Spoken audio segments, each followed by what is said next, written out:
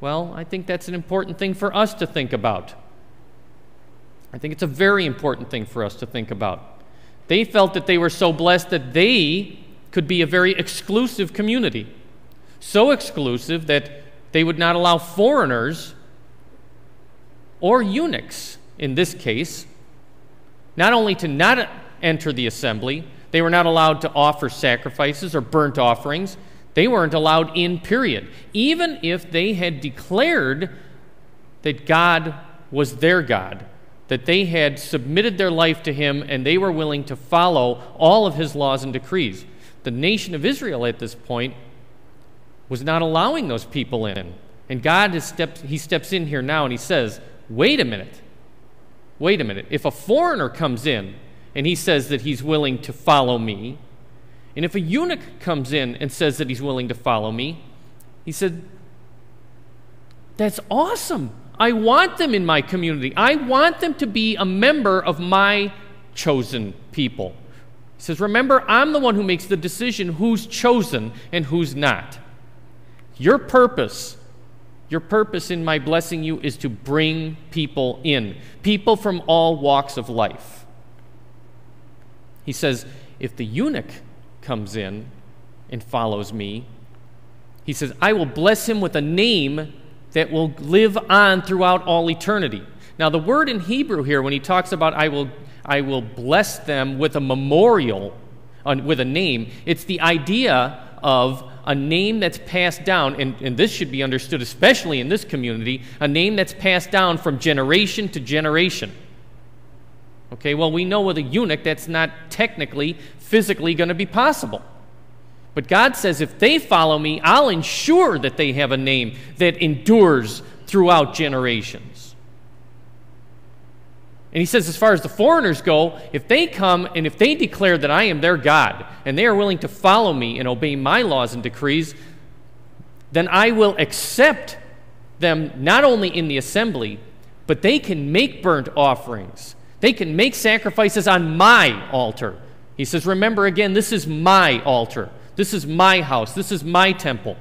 I lay down the rules. And if I say it's acceptable, then you need to be accepting of them.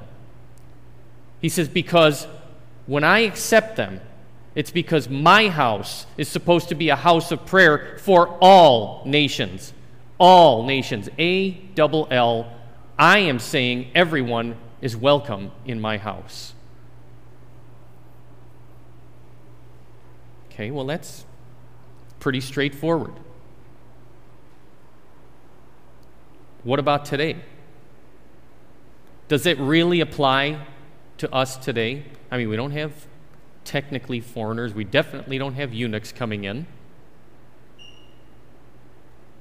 But are we the nation of Israel that's heard God's message, or have we fallen into the trap of allowing society's ideas and values, and in this case, God would use the word pagan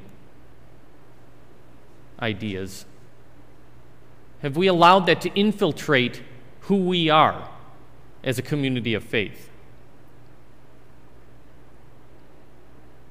I think that's a very, very important question for us to ask. And I think, as much as it isn't pleasant, I think the answer to that is yes. I think we have allowed too much of that to enter into our lives. Not just into our lives personally, but even into our church. We as Christians need to realize that when God made decrees like this, when He made teachings like this, it wasn't going to just remain a teaching of the past. We know that Jesus Christ came and fulfilled the law. He is the complete fulfillment of the law. But we as Christians too many times want to throw the baby out with the bathwater and say, well, then the only thing that counts now is the New Testament. But what Jesus did was He supported what was in the Old Testament. He didn't abolish it. He came and fulfilled it. Now, we know that we don't live by righteous acts, that God's gift to us is the same gift that it was to the nation of Israel, the same gift that it was to the foreigners, the same gift that it was to the eunuchs. God chose, and He chose rather than to wipe us out, He chose grace. He says, I make the choice, and I'm choosing you. I want for you to be a part of my chosen people. And I want for you to go to my mountain, to the temple, to the church, within the sanctuary. And I want for you to make it a house of prayer.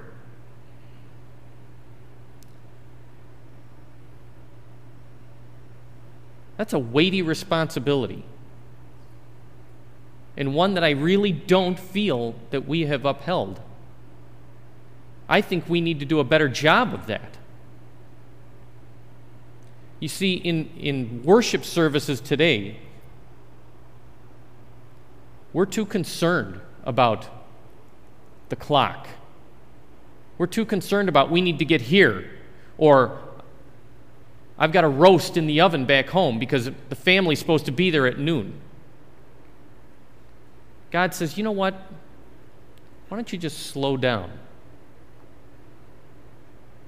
Slow down and spend some time with me. This is where the center is supposed to be.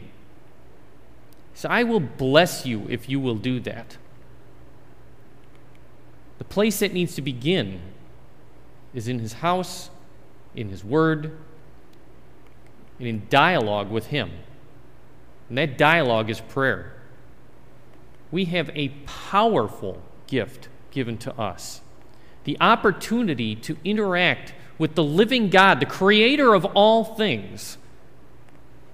And what do we do with it? What do we do with it? We say, okay, well, after the ministry of music, Pastor Greg, you need to get up there and do the congregational prayer, and as soon as that's over, we need to go on to the offering, and then when that's over, then we're going to have scripture, and then he's going to offer a quick prayer, and then he'll go on with the message, which hopefully won't go on too long, and then after that he'll offer another quick prayer. We're in that mode. Sometimes I wonder if when, whether it's Pastor Ted or somebody else doing pulpit supply or myself, if we tend to go on in a prayer, do you feel this, I hope he's going to be done soon? It's human to do that, don't get me wrong, but I think we need to stop and ask ourselves, is that really what's important? Because you know what? We can't have a true worship service if we're not really and truly in harmony with God. If this is to be a true house of prayer, we need to be relinquishing control to God. And we need to do that by going to Him in prayer, by letting go and letting God, by inviting Him in. He says, I want to hear from you. Bring me all of your requests, anything. Bring me what you need. And He says, bring me what you want. The other night, Pastor Ted even talked about this. He said, that prayer of Jabez when it says, expand my borders. Read it in Scripture. There isn't any place that God doesn't say He doesn't want to bless you. Okay, now, that doesn't mean He's supposed to be a vending machine for, materialism. But He does want to bless us. And I guess I just wonder, how many prayers are we missing out on if we relegate prayer to just this one little segment of the service, and maybe a quick good night, Lord, before we go to bed, or a quick, Lord, take care of us today in the morning. And I think it's great. I think it is. I think if that's where our beginning and start is and our end, that's the right idea.